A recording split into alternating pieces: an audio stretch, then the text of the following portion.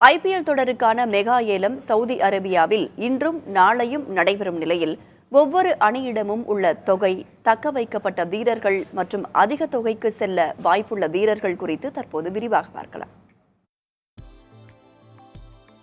IPL தொடரில் 3 ஆண்டுகளுக்கு ஒரு முறை மெகா ஏலம், ஒவ்வொரு ஆண்டும் மினி ஏலமும் நடைபெறுகிறது. இந்த ஆண்டுக்கான மெகா ஏலம் சவுதி அரேபியாவின் ஜெத்தா நகரில் நடைபெறவுள்ளது. இந்த ஏலத்தில் பங்கேற்பதற்கு உலகம் முழுவதும் இருந்தும் 1574 வீரர்கள் பதிவு செய்திருந்த நிலையில் இறுதிப் பட்டியலில் 577 வீரர்கள் இடம்பெற்றுள்ளனர். இவர்களில் 368 பேர் இந்தியாவையும் மற்ற 209 பேர் வெளிநாடுகளையும் சேர்ந்தவர்கள். இந்த மெகா ஏலத்தின் போது ஒட்டுமொத்தமாக 204 வீரர்கள் ஏலத்தில் எடுக்கப்படுவார்கள் என எதிர்பார்க்கப்படுகிறது.